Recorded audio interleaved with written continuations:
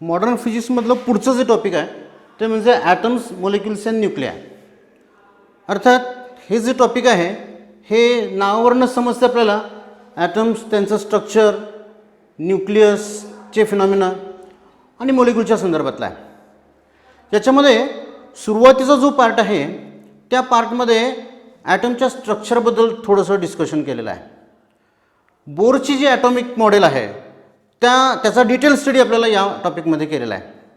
बोरच्या थिअरीचे पॉस्युलेट्स कोणकोणते आहेत? 3 पॉस्युलेट्स आहेत. त्या तिन्ही पॉस्युलेट्सचे इक्वेशन्स आहेत. पहिलं जे इक्वेशन आहे ते म्हणजे सेंट्रिपेटल फोर्सबद्दलचं आहे. सेंट्रिपेटल फोर्स आणि इलेक्ट्रोस्टॅटिक फोर्स यांची इक्वेलिटी दाखवतं.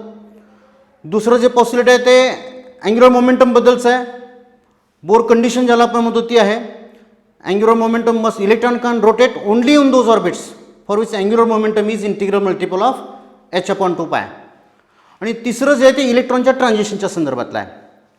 तर हे तिन्ही झाल्यानंतर आपण त्यांच्यावरून जे फॉर्म्युले तयार केलेले आहेत, बोर्सची थिअरी वापरून आपण बोरच्या ऑर्बिटच्या रेडियसचा फॉर्म्युला तयार केला आहे. r = ε0 n² h²π me². त्याच्यावरून व्हेलॉसिटीचा फॉर्म्युला तयार केला आहे.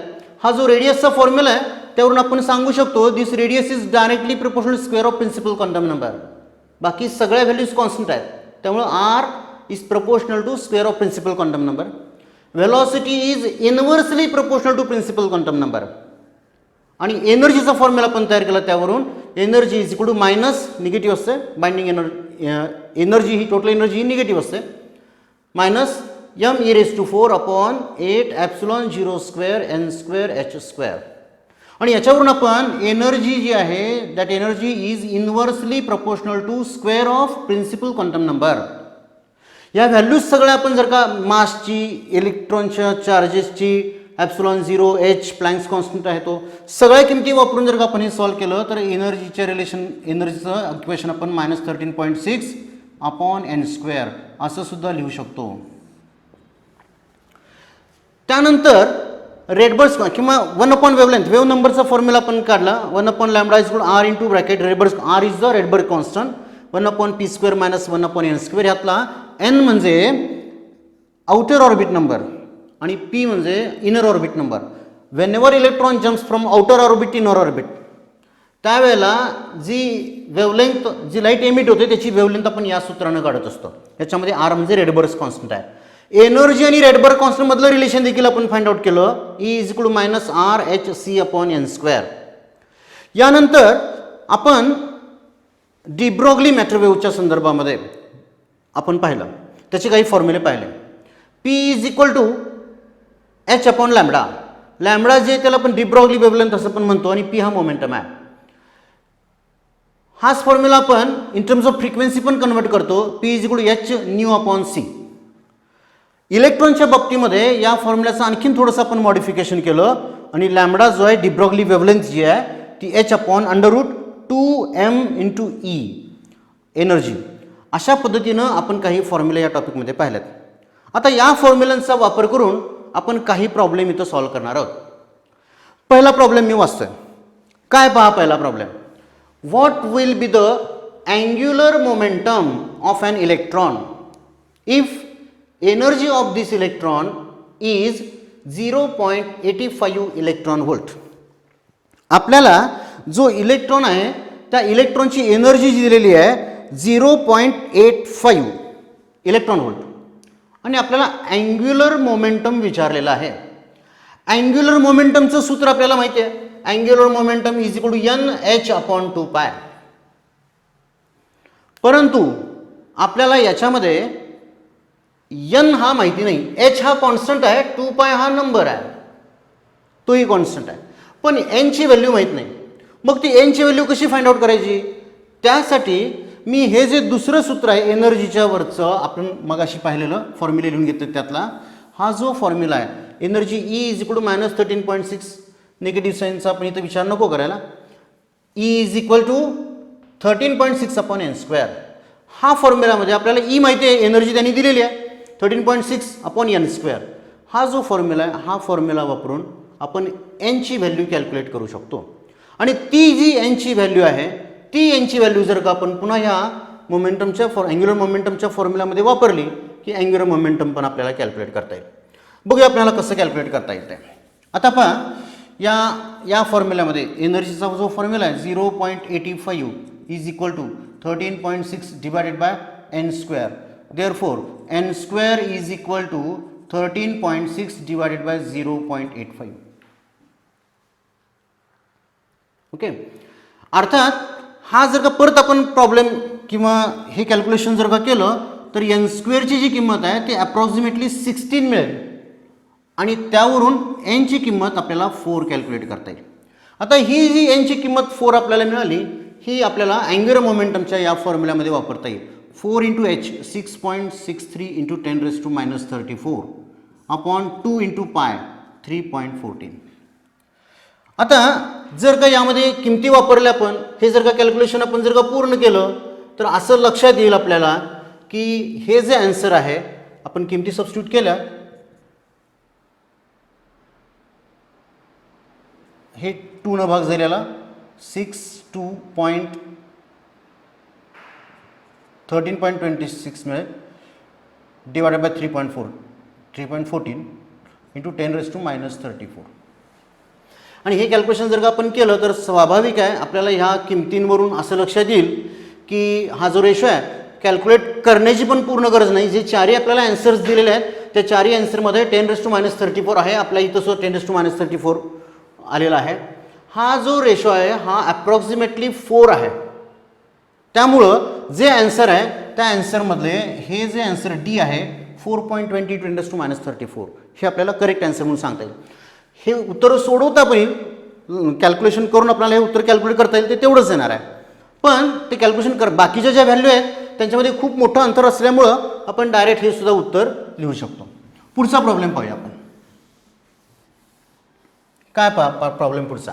Next problem. For hydrogen atom the energy of radiation emitted in the transition from 4th excited state to 2nd excited state is. आता इथं इलेक्ट्रॉनचं जे ट्रान्झिशन आहे ते इलेक्ट्रॉनचं ट्रान्झिशन हे 4th स्टेटपासून 4th एक्सायटेड स्टेट हा शब्द महत्त्वाचा आहे याच्यामध्ये दोन्हीमध्ये सुद्धा. इलेक्ट्रॉनचं जे ट्रान्झिशन आहे ते 4th एक्सायटेड स्टेटपासून 2nd एक्सायटेड स्टेटपर्यंत झालेलं आहे आणि जी एनर्जी आहे ती एनर्जी आपल्याला विचारलेली आहे. अर्थात त्यासाठी आपल्याला एनर्जीचा फॉर्म्युला माहीत पाहिजे. त्याचबरोबर एक्सायटेड स्टेट म्हणजे काय हे आपल्याला माहीत पाहिजे. पहिल्यांदा इलेक्ट्रॉन कुठून आला आहे तर तो 4th एक्सायटेड स्टेटपासून आला आहे. आता 4th एक्सायटेड स्टेट म्हणजेच त्याला ग्राउंड स्टेट जर का आपण सुरुवातीची धरली त्यानंतर ग्राउंड स्टेट नंतर 1st excited state 2nd excited state 3rd and then 4th म्हणजे एकूण ज्या स्टेट्स आहेत किंवा एन जो आहे त्या 4th एक्सायटेड स्टेटसाठी 5 असणार आहे. कारण पहिली ग्राउंड स्टेट नंतरच्या 4 एक्सायटेड स्टेट आहेत आणि त्यामुळं 4th एक्सायटेड स्टेट म्हणजेच n इज इक्वल टू 5 मिळणार आहे. त्याचप्रमाणे जो 2nd एक्सायटेड स्टेट म्हटलं इलेक्ट्रॉन जो येणार आहे तो 2nd एक्सायटेड स्टेटमध्ये येणार आहे 4th मधून 2nd मध्ये आणि त्यामुळं इथं पी ची किंमत 3 असणार आहे. इथं सुद्धा असंच ग्राउंड स्टेट नंतर 1st अँड 2nd म्हणजे n is equal to P is equal to 3 मिळणार आहे. अर्थात ह्या जर किंवा ह्याला मी n1 आणि n2 म्हणतो तरी चालेल. n1 आणि n2 एनर्जी आपल्याला विचारलेलं आहे एनर्जी. त्यामुळे एनर्जी आणि प्रिन्सिपल स्टेट यांच्यात रिलेशन काय आहे मगाशीच आपण पाहिलं. Energy E is equal to 13.6 upon n square बरोबर आहे. जी पहिली जी आहे 4th एक्सायटेड स्टेटची एनर्जी जर का मी काढली E4 is equal to 13.6 upon nचा square n is equal to 5 therefore it becomes 25. 13.6 upon 25 हे आपल्याला कॅल्क्युलेशन करता येईल. साहजिक आहे हे जर का आपण कॅल्क्युलेशन करायचं ठरवलं तर उत्तर पॉईंटमध्ये मिळेल 0.54 इलेक्ट्रॉन व्होल्ट. आता 2nd स्टेटबद्दल पाहूया. 2nd एक्सायटेड स्टेटसाठी आपण E2 कॅल्क्युलेट करूया याच पद्धतीनं 13.6 डिवाइड बाय 3 आहे त्याचा स्क्वेअर 9 होईल आणि हे जर का आपण रेशो कॅल्क्युलेट केला तर तो रेशो मिळेल 1.51. आता आपल्याला E5 आणि E3 ह्या दोन किमती मिळालेल्या आहेत. E5 आणि E3. आपल्याला एनर्जी ऑफ रेडिएशन जर का काढायची असेल, थर्ड पॉस्टुलेट जर का बोरचं आपण वापरलं तर energy is equal to E5 minus E3. आणि हे जर का आपण कॅल्क्युलेशन केलं तर 1.51 मायनस 0.54 म्हणजे ॲप्रॉक्सिमेटली हे 0.9च्या आसपास असणार आहे आणि त्यामुळं सी हे याचं करेक्ट आन्सर असेल. पुढं नेक्स्ट प्रॉब्लेम जो आहे तो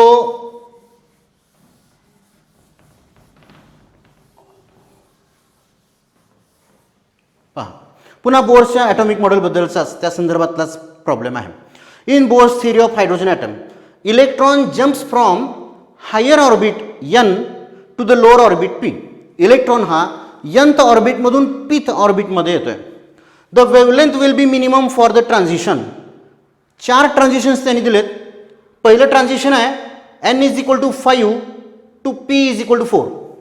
म्हणजे 5व्या प्रिन्सिपल क्वांटम नंबर आहे त्या स्टेटमधून तो 4थ्या स्टेटमध्ये येतोय, 4थ्या एनर्जी लेवलमध्ये येतोय. 5 टू 4. दुसऱ्या ऑप्शनमध्ये 4 टू 3, 3 टू 2 आणि 2 टू 1 आहे. इथं जी वेवलेंथ एमिट होणार आहे त्यापैकी ह्या ज्या चारींच्या ज्या वेवलेंथ मिळतील आपल्याला त्यातली सगळ्यात मिनिमम वेवलेंथ कोणती असेल असा आपल्याला प्रश्न विचारला आहे. अर्थात इथं आपल्याला असं सांगता येईल की पहिलं जे आहे ह्याच्यामध्ये चारींच्या वेवलेंथ आपल्याला काढाव्या लागतील आणि वेवलेंथ काढण्यासाठी आपण लॅम्बडाचा फॉर्म्युला वापरणार आहोत. 1 upon lambda is equal to R into bracket 1 upon P square minus 1 upon N square. हाच फॉर्म्युला 4ही वेळेला वापरावा लागेल. पहिल्यासाठी 1 upon lambda 1 is equal to पहा आर आहे तसंच ठेवतो मी, P square 1 upon P square, पहिल्यासाठी पी आहे 4 दॅट इज 16 मायनस एन आहे 5 1 अपॉन 5चा स्क्वेअर 25. मी थोडं डायरेक्ट स्टेप लिहितो. हे जर का आपण सिम्प्लिफाय केलं तर आपल्याला मिळेल R into bracket 25 minus 16 means 9 upon 400. This is 1 upon lambda. Therefore lambda 1 reciprocal घेतला तर आपल्या असं लक्षात येईल 400 डिवाइड बाय 9r. हे पहिल्या ट्रान्झिशनसाठी वेवलेंथ मिळाली. याच पद्धतीनं दुसरं, तिसरं आणि चौथं असे चारही आपण वेवलेंथ काढूया. For second transition 1 upon lambda 2 r into bracket 1 upon, again for second case p is equal to 3 that means square is 9 and n is equal to 4 that means square is 16. Therefore r into bracket 16 minus 9 that is 7 upon 144. Therefore lambda 2 is equal to 144 divided by 7r. Third case, here n is 3 and p is 2. 1 upon lambda 3 is equal to r into bracket 1 upon 2 square that is 4 minus 1 upon 9 3 square. That means it will become r into bracket 5 divided by 36. Therefore lambda 3 is equal to 36 upon 5r. And the fourth case 1 upon lambda 4 is equal to r into bracket 1 upon p square that is 1 minus 1 upon n square that is 2 square 4. Therefore 4 minus 1 that is r into bracket 3 by 4. Therefore lambda 4 is equal to 4 upon 3r. आता जर का आपण ह्या चारही values compare केल्या, पहिली wavelength आहे 400 divide by 9r, दुसरी आहे 144 divide by 7r, 36 divide by 5r आणि 4 डिवाइड बाय 3r. आणि या जर का व्हॅल्यूज आपण कंपेअर केल्या तर साहजिक आपल्याला ह्याच्यावरून उत्तर काढता येतं. ते म्हणजे हे जे शेवटचं आन्सर आहे ही वेवलेंथ जी आहे ती वेवलेंथ सगळ्यात कमी आहे. The wavelength will be minimum for this fourth transition. Therefore number 4 will be the answer. Now the next one. For Balmer series wavelength of the first line is lambda 1. Balmer series म्हटल्याबरोबर आपल्याला ज्या वेगवेगळ्या series आहेत 4-5 प्रकारच्या series आपण अभ्यासतोय. Lyman, Balmer, Paschen, Brackett and Pfund series. या 5ही सिरीजच्या कंडिशन्स आपल्याला माहिती पाहिजेत. बाल्मर सिरीज म्हटलं की आपल्याला p इज इक्वल टू 2 हे लक्षात यायला पाहिजे आणि त्याची फर्स्ट लाईन आहे त्याची वेवलेंथ लॅम्बडा 1 दिलेली आहे. Therefore for Balmer series P is equal to 2 आणि N is equal to 3. First line असल्यामुळं N इज इक्वल टू 3 मिळेल. Therefore 1/λ1 is equal to 1/λ1 is equal to R into bracket 1/p square minus 1/n square. Okay, therefore R into bracket 5 divided by 36. Therefore, λ1 is equal to 36 divided by 5R. Now, λ2 for bracket series. For bracket series, P is equal to 4 and N is equal to, for first line of bracket series, N is equal to 5, P is equal to 4. Therefore, 1/λ2 is equal to R into bracket 1/P square, that is 16, minus 1/n square, that is 25. Therefore, R into bracket 9 divided by 400. Therefore, from this we can calculate λ2 is equal to 400 divided by 9R. This is equation number 2. आपल्याला विचारलेला आहे λ1 divided by λ2. Therefore, λ1 divided by λ2 is equal to 36/5R divided by 400 divided by 9R.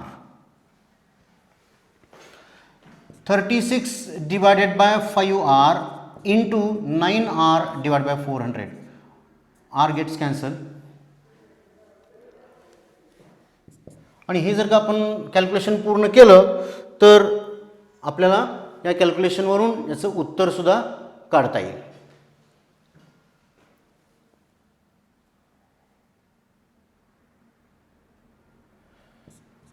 $981 divided by 500.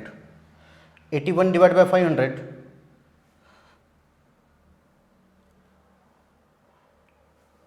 That means